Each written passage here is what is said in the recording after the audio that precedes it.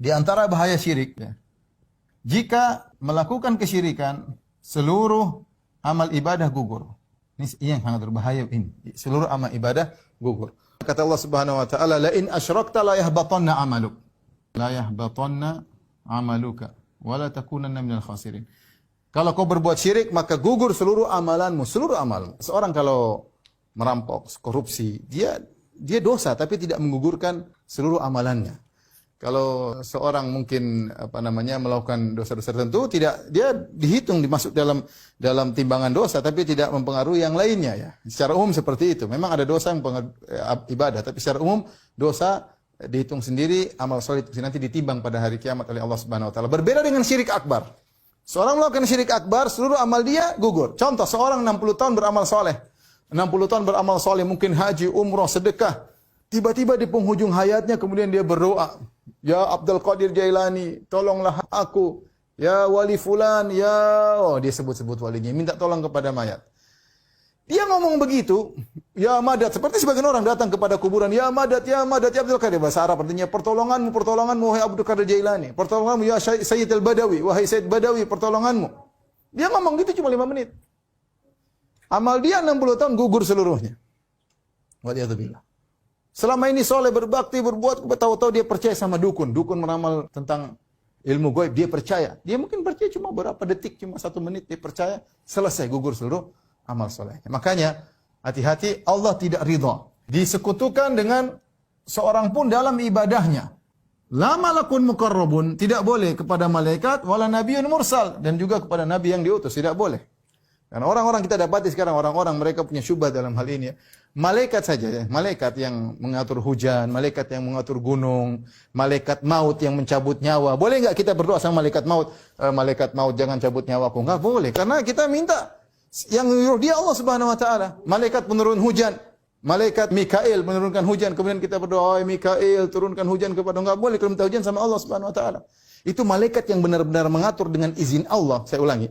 Malaikat yang benar-benar mengatur dengan izin Allah, tidak boleh kita minta kepada malaikat tersebut. Apalagi dengan orang-orang dalam kuburan yang nggak bisa apa-apa. Kemudian kita minta sama penghuni kubur tersebut yang tidak bisa apa-apa. Lantas sebagian orang-orang sufi mereka mengatakan seperti dalam kitab Jawahirul Ma'ani. Dia mengatakan Abdul Qadir Jailani seorang ulama, ya. Tapi orang-orang mengkultuskannya berlebihan.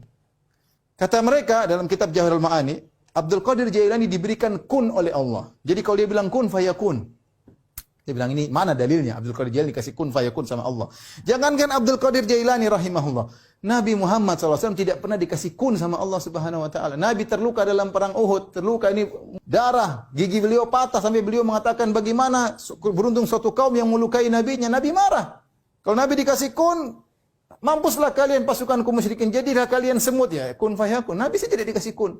Sekarang mereka bikin cerita, Abdul Qadir Jailani dikasih kun fayakun oleh Allah sehingga mereka minta kepada Abdul Qadir Jailani. Syirik. Kalau seorang misalnya di tengah lautan kemudian berombak menerpanya, kemudian tiba-tiba di tengah ombak yang besar dia mengatakan, "Ya Abdul Qadir Jailani aghithni, ya Abdul Qadir tolonglah aku." Ini syirik akbar.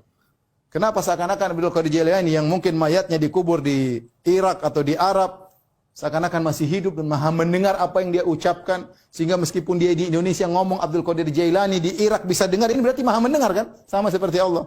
Dan dia bisa mengatur pantai, bisa mengatur ombak, ya. Ini syirik. Oleh karenanya hati-hati, ya. Seorang melakukan syirik 5 menit saja, maka seluruh amal dia puluhan tahun hancur lebur. Hancur lebur. Maka lihat, kita bersyukur kepada Allah. Lihat, miliaran orang syirik minta kepada Nabi Isa. Nabi Isa manusia. Miliaran orang berdoa kepada Nabi Isa. Siang malam minta tolong kepada Nabi Isa. Dia seorang Nabi. Abdun wa rasuluh. Abdullah wa rasuluh. Hamba Allah dan Rasulnya. Diciptakan oleh Allah Subhanahu wa ta'ala. Inna mathala Isa indallahi kamathali Adam khalaqahu min turab. Sungguhnya perumpamaan Isa seperti Adam, Allah ciptakan. Allah mengatakan tentang Nabi Isa dan ibunya, kana yakulani ta'am. Nabi Isa dan ibundanya Maryam makan makanan. Apakah pantas jadi Tuhan?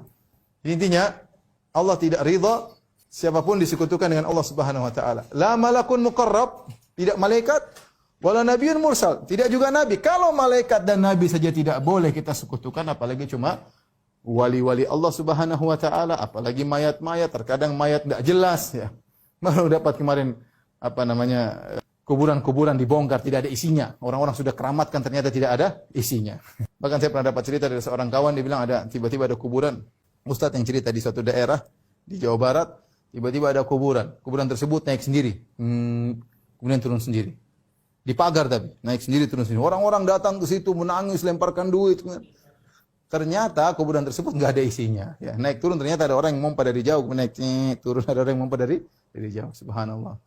Orang-orang dibohongin oleh macam-macam orang ya. Oleh karenanya Allah mengatakan wa annal masajid lillahi. Sungguhnya tempat sujud hanyalah milik Allah. Masjid milik Allah.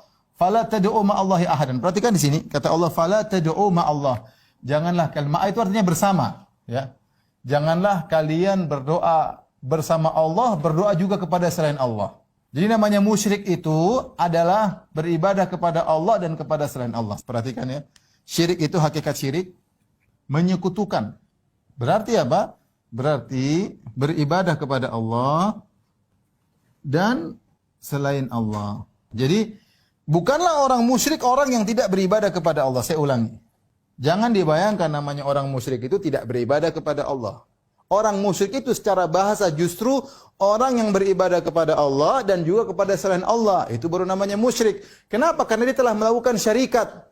Syarikat kan syarikat barang-barang. Dia telah mensekutukan selain Allah dengan Allah. Berarti dia beribadah kepada Allah dan beribadah kepada selain Allah. Makanya dalam lafaz ini Allah mengatakan fala tad'u ma'a. Ma'a itu artinya bersama. Saya ulangi. Ma'a ini artinya bersama. Itu janganlah kalian berdoa bersama Allah dengan selain Allah. Artinya kalian berdoa kepada Allah saja. Jangan sudah berdoa kepada Allah, bersamaan itu kalian beribadah juga kepada selain Allah. Itulah syirik. Itulah syirik ya. Ini dalilnya dalam surat Al-Jin ayat 18, sungguhnya masjid-masjid hanya milik Allah. Adapun masajid, ya ini ada beberapa tafsir, di antaranya masjid, di antaranya anggota sujud, di antaranya maknanya sujud. Yaitu sungguhnya sujud hanyalah milik hak Allah, maka janganlah kalian berdoa kepada selain Allah bersama Allah. Inilah kesyirikan.